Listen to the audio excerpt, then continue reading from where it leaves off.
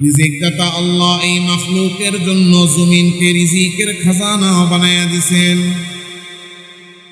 মাটিকে রিজিকের খাজানা বানাইয়া রিজিক দাতা আল্লাহ তাআলা দুনিয়ার মানুষকে ডাক দিয়া বলেন, দুনিয়ার মানুষ, ইয়া আইয়ুহান নাস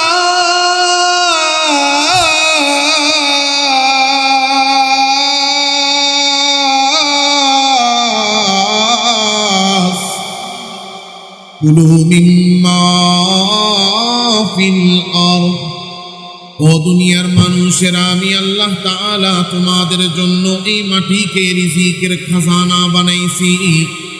সুতরাং এই মাটি থেকেই রিজিক বের হয়, মাটি ছাড়া অন্য কোনো জায়গা থেকে রিজিক আসে না, কারণ আল্লাহ ছাড়া রিজিক দেওয়ার ক্ষমতা কারো নাই, ঠিক না বেটি?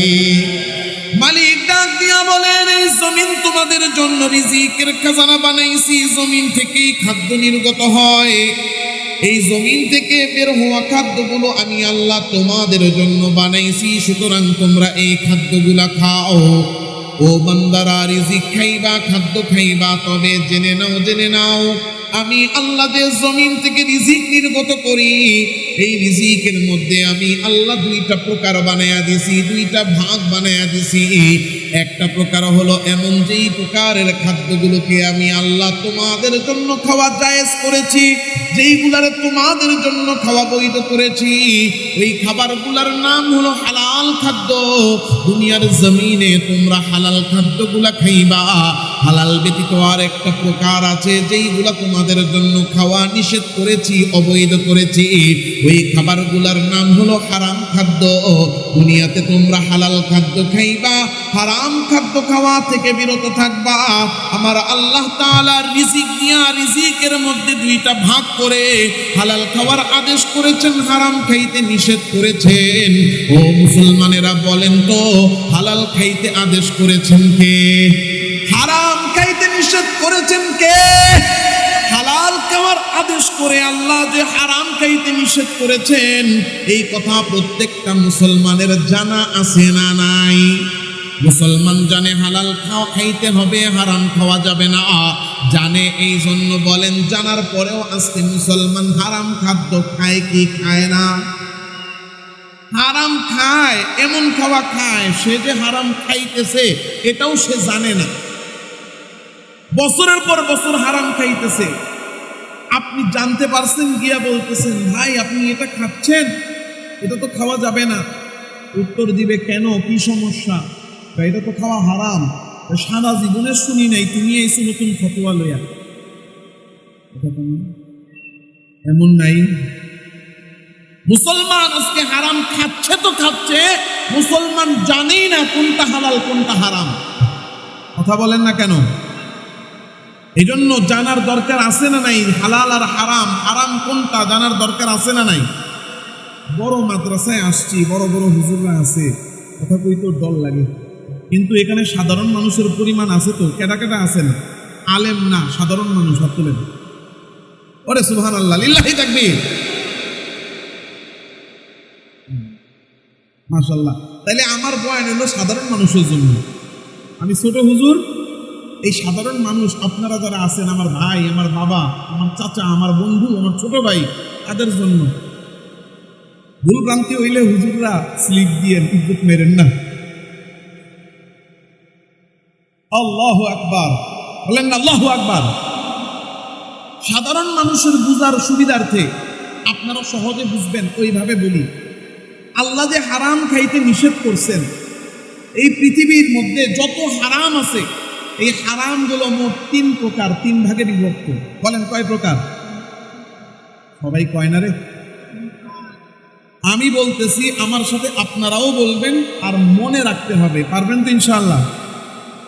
1 নাম্বার, হারামের 1 নাম্বার প্রকার হলো এমন খাদ্য যেই জিনিসটাই হারাম। সহজে মনে রাখার জন্য, আপনারা মনে রাখার জন্য শুধু মুখস্থ করবেন এতটুকু, যে জিনিসটাই হারাম। বলেন 1 নাম্বার কি? বলেন 1 নাম্বার কি? জিনিসটাই হারাম। এমন খাদ্য যেই জিনিসগুলাই হারাম, এইগুলা আগেও হারাম, পরেও হারাম, উপরেও হারাম, নিচেও হারাম, সামনেও হারাম, পিছনেও হারাম। যত মডিফাই করা হোক এইগুলারে হালাল বানানো যায় না, কারণ জিনিসগুলাই কি, সেগুলা কি? যেমন আল্লাহ তাআলা কোরআনে কারীমে বলছেন, ইন্নামা হাররামা আলাইকুমুল মাইতাতা ওয়াদ-দামা ওয়া লাহমাল খিনজির।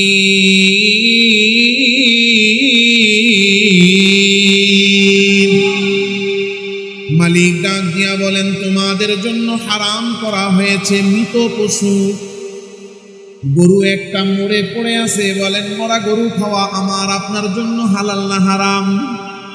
আল্লাহ তাআলা বলতেছেন, তোমাদের জন্য হারাম করা হয়েছে রক্ত।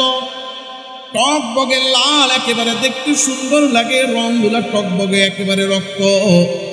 এই লাল রক্ত বলেন তো মুসলমান আমার আপনার জন্য খাওয়া হালাল না হারাম? আল্লাহ বলতেছেন, তোমাদের জন্য হারাম করা হয়েছে শূকরের গোশত। বলেন মুসলমানের জন্য শূকরের গোশত হালাল না হারাম? এই যে জিনিসগুলারে আল্লাহ ডাইরেক্ট হারাম বলে বলে ঘোষণা করে দিয়েছেন, এই জিনিসগুলা যে হারাম, এইগুলারে হালাল বানানোর কোনো উপায় আসেনি। চেষ্টা করে, মেহনত করে, মডিফাই করে এগুলারে কোনোভাবে হালাল বানানো যাবেনি। সারা পৃথিবীর মুসলমান এক হয়ে গেল, আমরা সব মুসলমান একমত, যদিও মুসলমানরা কখনো কোনো কিছুতে একমত হইতে পারে না।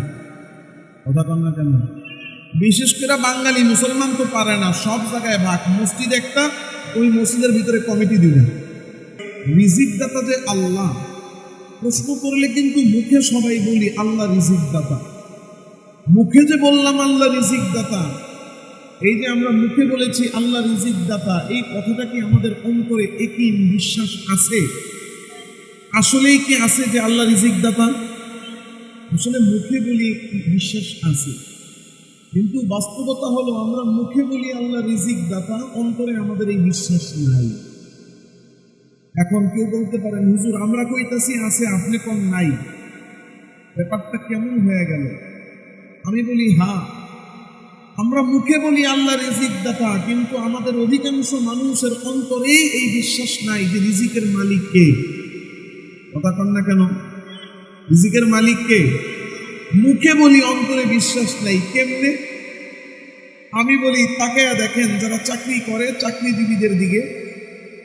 এই চাকরিজীবী চাকরি করতে যায় এমন পরিস্থিতিতে পড়ছে যে চাকরি আর আল্লাহর হুকুম মুখামুখি হয়ে গেছে। চাকরি ঠিক রাখলে আল্লাহর হুকুম নষ্ট, আল্লাহর হুকুম ঠিক রাখতে গেলে চাকরি নষ্ট হয়। সে আল্লাহর হুকুম নষ্ট করে, চাকরি ঠিক রাখে। তারে গিয়া প্রশ্ন করেন, ভাই তুমি আল্লাহর হুকুম নষ্ট করলা কেন?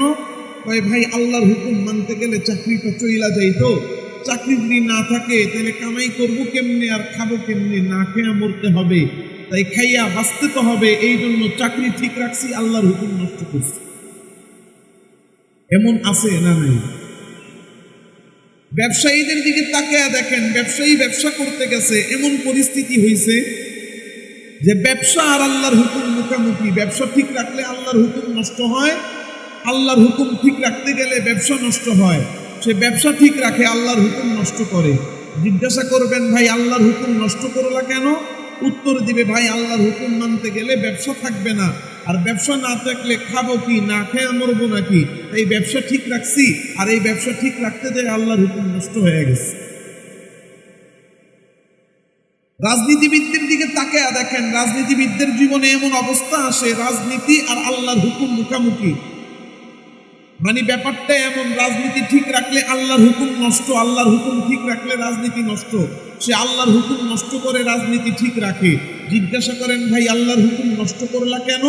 উত্তর দিবে, ভাই রাজনীতি করে পেটও বাঁচে, পিঠও বাঁচে। রাজনীতি ঠিক না থাকলে তো পেট পিঠ দুইটাই যাবে, এই জন্য রাজনীতি ঠিক রাখছি, রাজনীতি ঠিক রাখতে যায় আল্লাহর হুকুম নষ্ট করছি। চাকরিজীবী আল্লাহর হুকুম নষ্ট করেছে, কারণ আল্লাহ রিজিক দাতা একিন তার অন্তরে নাই, তার অন্তরে একিন চাকরি না থাকলে না খেয়ে মরবে। ব্যবসায়ী আল্লাহর হুকুম নষ্ট করছে, কারণ তার অন্তরে একিন নাই আল্লাহ রিজিক দাতা। সে মনে মনে ভাবে ব্যবসা ছাড়া রিজিক আসবে না, এই জন্য সে আল্লাহর হুকুম নষ্ট করছে, মনে মনে ভাবে তার ব্যবসা তার রিজিক দাতা।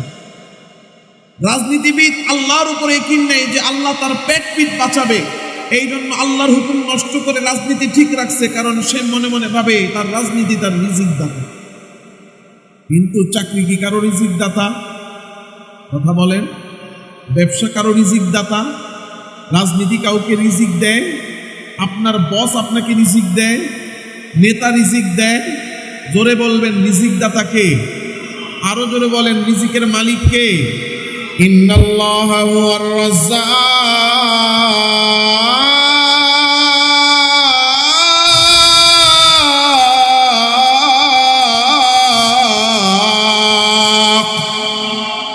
আরে রিজিক দাতা আর কেউ না, আর কেউ না, আর কেউ না।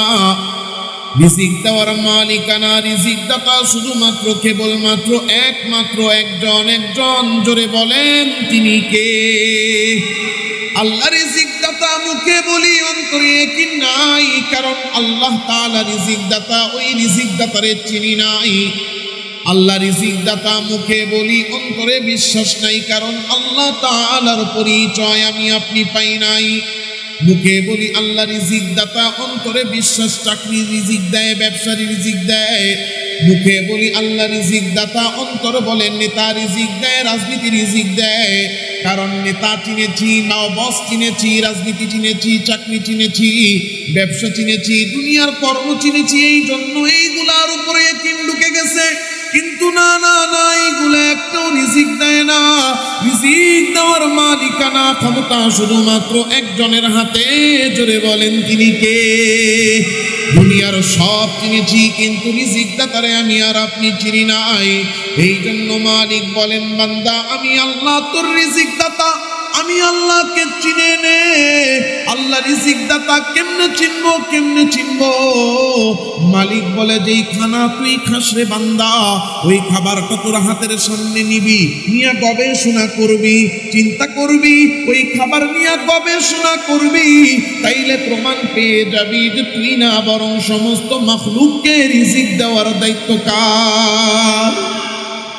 যে কোনো খাবার পৃথিবীতে আপনি হাতে নেন, নিয়ে গবেষণা করেন যে এই খাবার কোথা থেকে আসলো, দেখবেন এই খাবার নিয়ে গবেষণা করলে এই খাদ্যই আমাকে আপনাকে বলে দিবে যে এই খাদ্য আমাকে আপনাকে দান করেন কে।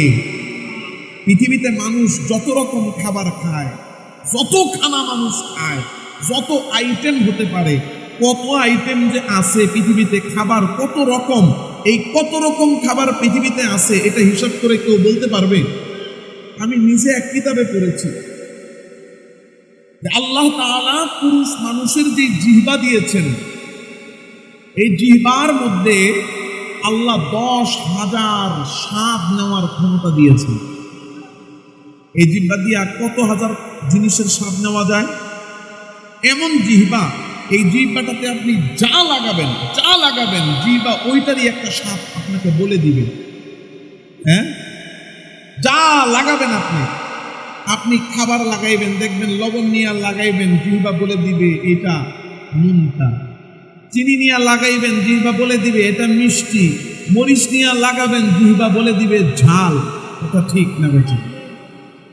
আল্লাহ তাআলা যদি 10,000 জিহ্বার মধ্যে স্বাদই দিয়া থাকেন, এটা তাও একজন লিখছেন ওনার গবেষণা, এটা পুরুষের।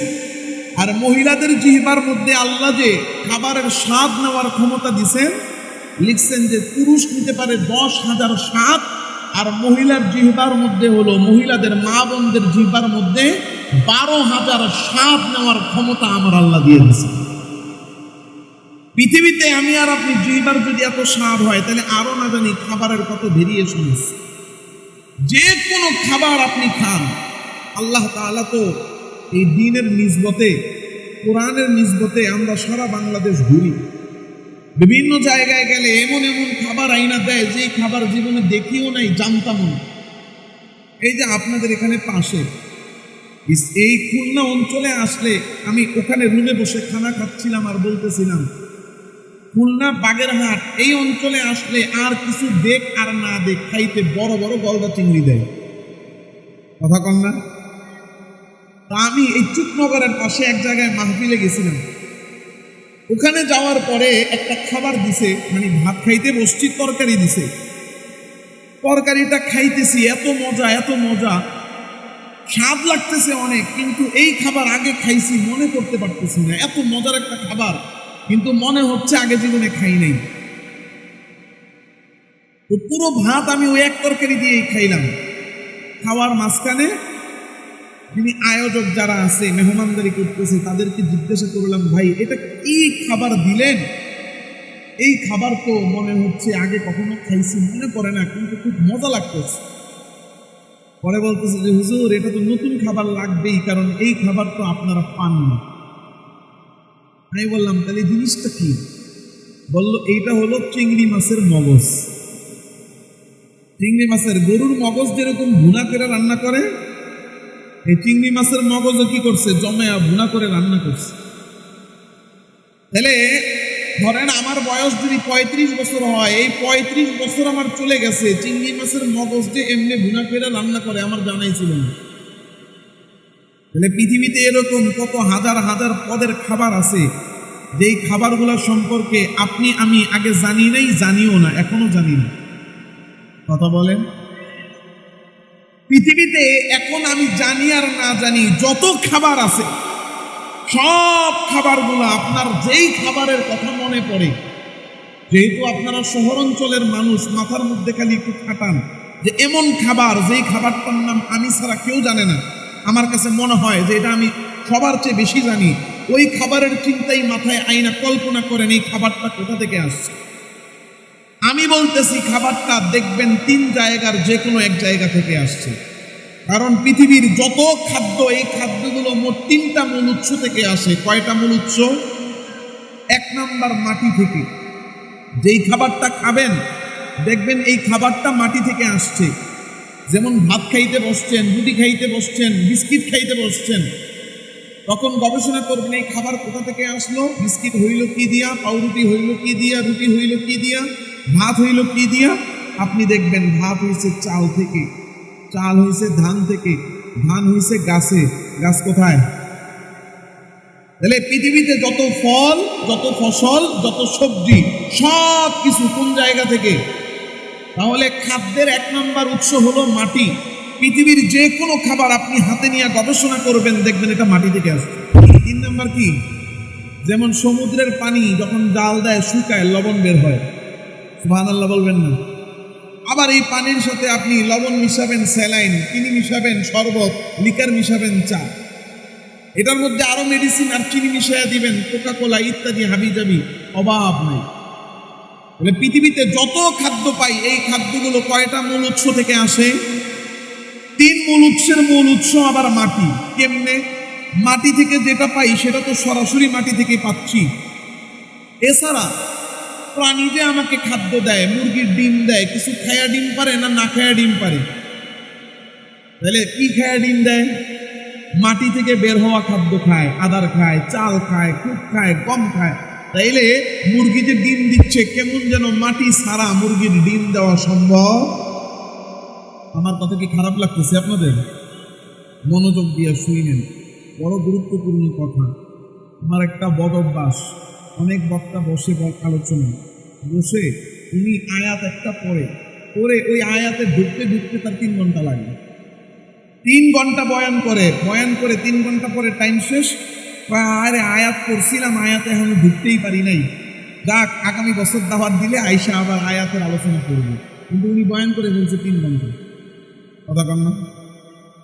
কিন্তু মূল আয়াতেই ঢুকতে পারে নাই। আমি আবার এত বড় বক্তা না, আমি ছোটখাটো বক্তা। আয়াত যেটা পড়ছি ওই আয়াতের উপরেই আলোচনা, একেবারে শুরু থেকে শেষ পর্যন্ত এটার মধ্যেই থাকবে ইনশাআল্লাহ। এজন্য আপনারা একটু ধৈর্য সহকারে শেষ পর্যন্ত থাকবেন, ইনশাআল্লাহ সন্তুষ্ট চিত্তে বাড়িতে যাবেন। রাজি আছেন তো? জোর নাই। তাইলে মুরগি যে ডিম দেয়, গাই যে দুধ দেয়, আর প্রাণীর থেকে যে গোস্ত পাই, তারা খেয়ে দেয় না না খেয়ে দেয়? খাচ্ছে। যে কোন জিনিস, কোন জায়গার জিনিস খাচ্ছে। তাহলে প্রাণীও যে আমাদেরকে খাদ্য দেয়, ওইটাও মূলত মাটি থেকে আসতেছে। এবার আসেন পানি। এই পানিটা যে পান করতেছি, পানিটা পাই কোথায়? পুকুরে, নদী, নালা, সমুদ্র, ঝর্ণা, খাল, বিল, সবকিছু আকাশে, মাটির ভিতরে। টিউবওয়েল, সামারসিবল, ডিপকল যে বসাই, পাইপ কোন জায়গায়, আকাশে না মাটিতে? তাহলে পানিটাও যে পান করতেছি এটাও আল্লাহ মাটি থেকে আমাদেরকে দান করতেছে। এখন যদি কেউ একটু থাকে, কিছু লোক থাকে না সবসময় বর্ষির মতো বাঁকা, দাঁড়ায়া বলতে পারেন হুজুর সব পানি মাটির থেকে না, আকাশের পানিও তো পাই, বৃষ্টির পানি। বিজ্ঞানীরা বলতেছে ওইটা আকাশের পানি না, ওইটা দুনিয়ারই পানি। রৌদ্রের তাপে নদীর পানি বাষ্প হয়ে উপরে দেওয়া জমা হয়, পরে মেঘ থেকে বৃষ্টি হয়ে নামে। তাহলে ওইটা কি আকাশের পানি না মাটির পানি? তাইলে আমি আর আপনি যত খাদ্য খাই, যত খাদ্য পাই, সবগুলো কোন জায়গা থেকে আসে? কারণ এই মাটিকে সমস্ত মাখলুকাতের রিজিকের খাজানা বানাইছেন কি? রিজিক দাতা আল্লাহ এই মাখলুকের জন্য জমিনকে রিজিকের খাজানা বানায়া দিছেন। মাটিকে রিজিকের খাজানা বানাইয়া রিজিক দাতা আল্লাহ তাআলা দুনিয়ার মানুষকে ডাক দিয়া বলেন, দুনিয়ার মানুষ, ইয়া আইয়ুহান নাস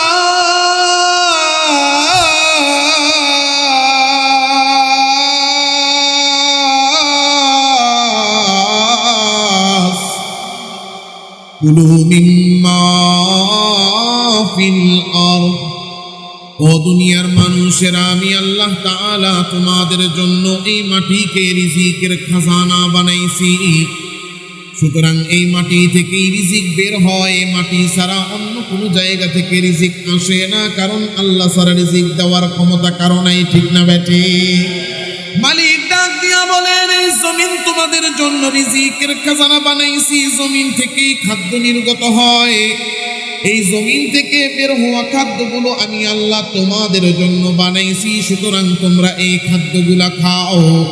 ও বান্দারা, রিজিক খাইবা, খাদ্য খাইবা, তবে জেনে নাও আমি আল্লাহ যে জমিন থেকে রিজিক নির্গত করি, এই রিজিকের মধ্যে আমি আল্লাহ দুইটা প্রকার বানায়া দিছি, দুইটা ভাগ বানায়া দিছি। একটা প্রকার হলো এমন যেই প্রকারের খাদ্যগুলোকে আমি আল্লাহ তোমাদের জন্য খাওয়া জায়েজ করেছি, যেইগুলারে তোমাদের জন্য খাওয়া বৈধ করেছি, ওই খাবারগুলার নাম হলো হালাল খাদ্য। দুনিয়ার জমিনে তোমরা হালাল খাদ্যগুলা খাইবা। হালাল ব্যতীত আর একটা প্রকার আছে যেইগুলা তোমাদের জন্য খাওয়া নিষেধ করেছি, অবৈধ করেছি, ওই খাবারগুলার নাম হলো হারাম খাদ্য। দুনিয়াতে তোমরা হালাল খাদ্য খাইবা, হারাম খাদ্য খাওয়া থেকে বিরত থাকবা। আমার আল্লাহ তাআলা রিজিক দিয়া রিজিকের মধ্যে দুইটা ভাগ করে হালাল খাওয়ার আদেশ করেছেন, হারাম খাইতে নিষেধ করেছেন। ও মুসলমানেরা বলেন তো, হালাল খাইতে আদেশ করেছেন কে? হারাম খাইতে নিষেধ করেছেন কে? হালাল খাওয়ার আদেশ করে আল্লাহ যে হারাম খাইতে নিষেধ করেছেন, এই কথা প্রত্যেকটা মুসলমানের জানা আছে না নাই? মুসলমান জানে হালাল খাইতে হবে, হারাম খাওয়া যাবে না, জানে। এই জন্য বলেন, জানার পরেও আজকে মুসলমান হারাম খাদ্য খায় কি খায় না? হারাম খায়, এমন খাওয়া খায় সে যে হারাম খাইতেছে এটাও সে জানে না।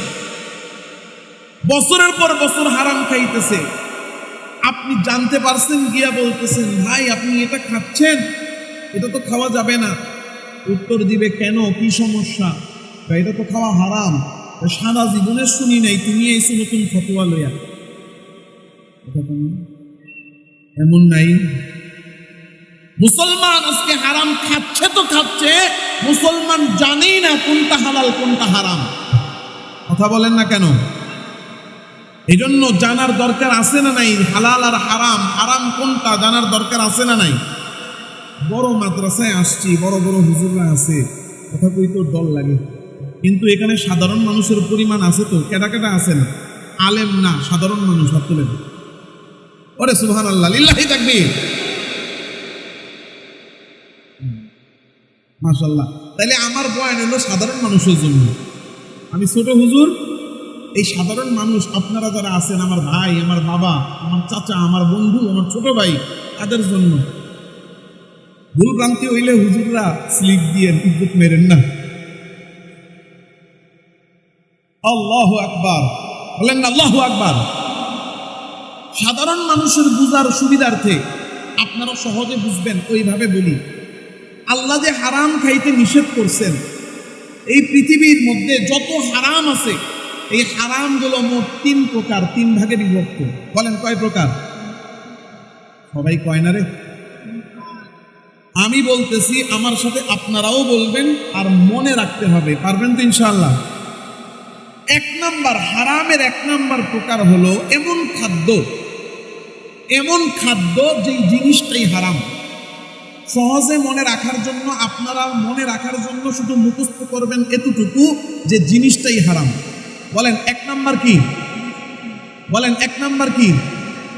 জিনিসটাই হারাম। এমন খাদ্য যেই জিনিসগুলাই হারাম, এইগুলা আগেও হারাম, পরেও হারাম, উপরেও হারাম, নিচেও হারাম, সামনেও হারাম, পিছনেও হারাম। যত মডিফাই করা হোক এইগুলারে হালাল বানানো যায় না, কারণ জিনিসগুলাই কি? সেগুলা কি? যেমন আল্লাহ তাআলা কোরআনে কারীমে বলছেন, ইন্নামা হাররামা আলাইকুমুল মাইতাতা ওয়াদ-দামা ওয়া লাহমাল খিনজির।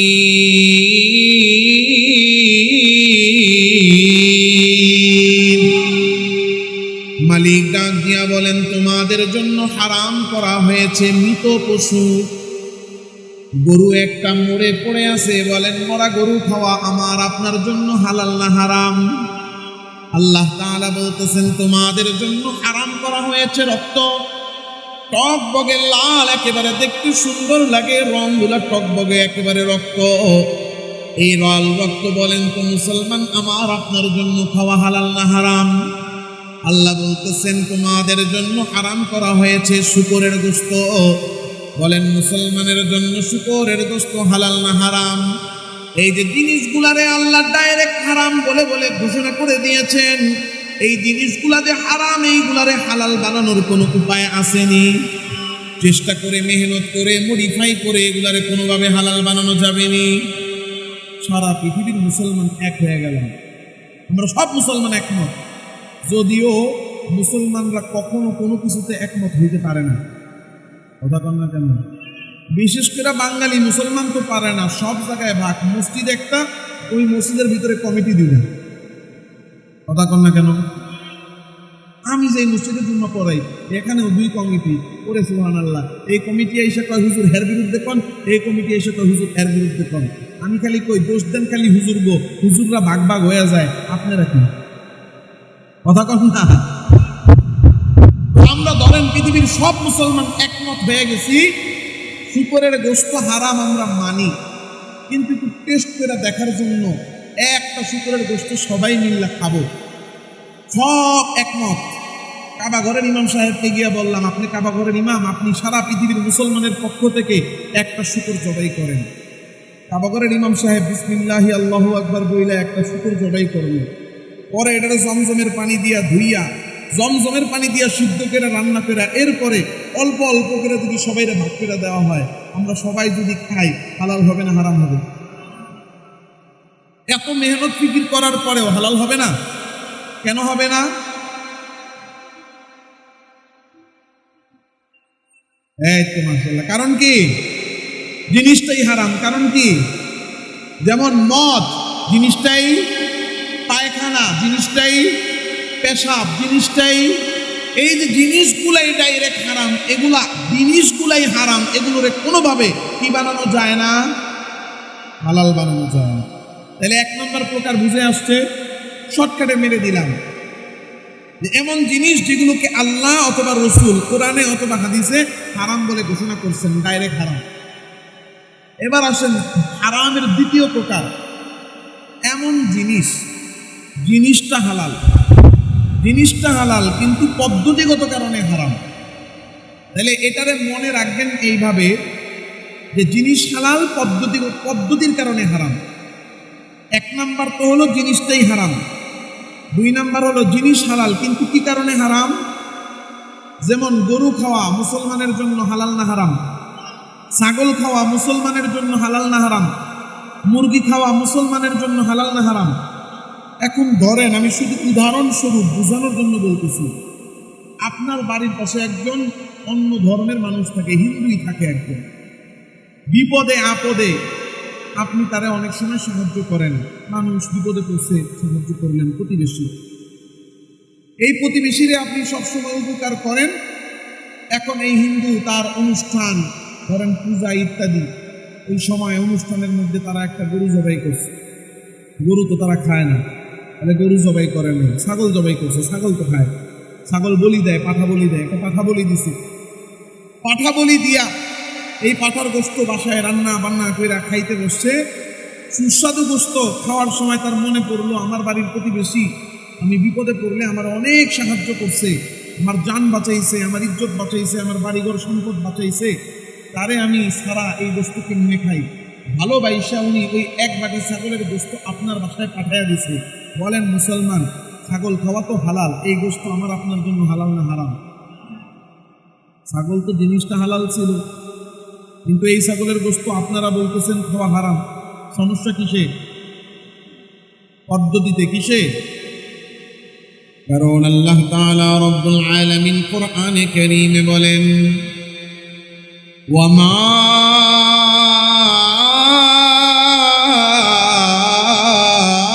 উহিল্লা লিগাইরিল্লাহি বিহি। মালিক ডাক দিয়া বলেন, আল্লাহ ছাড়া অন্য কারো নামে যেই পশু জবাই করা হয়, আল্লাহ ছাড়া অন্য কারো নামে যেই পশু জবাই করা হয়, আল্লাহ ছাড়া অন্য কারো নামে যেই খাবার উৎসর্গ করা হয়, ওই খাবার ওই পশু মুসলমানের জন্য হালাল নয়। ওই পশু আর ওই খাদ্য মুসলমানের জন্য হারাম হয়ে যায়।